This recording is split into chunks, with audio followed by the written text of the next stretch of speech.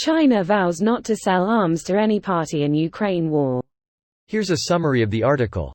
Beijing, China won't sell weapons to either side in the war in Ukraine, the country's foreign minister said Friday, responding to Western concerns that Beijing could provide military assistance to Russia. China has maintained that it is neutral in the conflict, while backing Russia politically, rhetorically and economically at a time when Western nations have imposed punishing sanctions and sought to isolate Moscow for its invasion of its neighbor. Regarding the export of military items, China adopts a prudent and responsible attitude, Qin said at a news conference alongside visiting German counterpart, Annalena Baerbock. In February, Secretary of State Antony Blinken said the U.S. had intelligence suggesting China was considering providing arms and ammunition to Russia, and warned that such involvement in the Kremlin's war effort would be a serious problem. China announced Friday that Defense Minister General Li Shangfu would visit Russia next week for meetings with counterpart Sergei Shoigu and other military officials. On both Ukraine and Taiwan, Qin articulated well-worn defenses of Chinese policies that underscore Beijing's rejection of criticisms from the West, particularly the U.S. under the ardently nationalist Xi. China has sharpened its rhetoric, particularly on the issue of Taiwan, which split from mainland China amid civil war in 1949. Advertisement. Tensions around the island rose significantly after China deployed warships and fighter planes near Taiwan last weekend in retaliation for a meeting between U.S. House Speaker Kevin McCarthy and the island's president, Tsai Ing-wen. This post received a score of 33,000, with an upvote ratio of 93%. Here are the top comments in response to this article. Remember, China and Russia aren't super best buds, so much as they are allies of convenience. While China has an interest in preventing U.S. hegemony, they have no interest in being dragged into Russia's war or in potentially weakening their own military the way NATO countries have to arm Ukraine. More than anything, I think China would like the precedent of military annexation being recognized internationally to be set in Ukraine, more than they really care about Russia winning.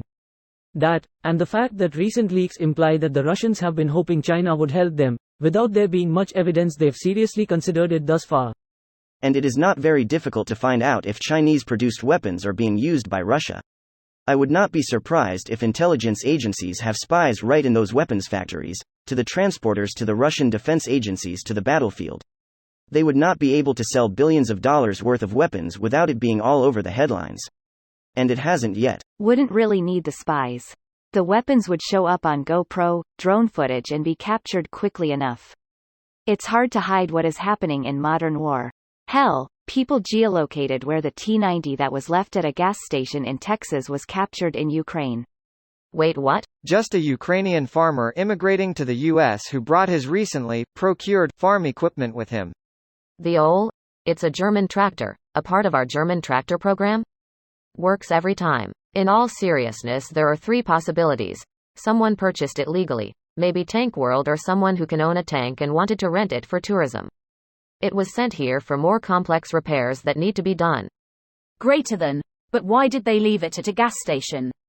The article says why. The truck broke down. It wasn't driven there. It was being hauled on a trailer, and the transmission went out on the truck.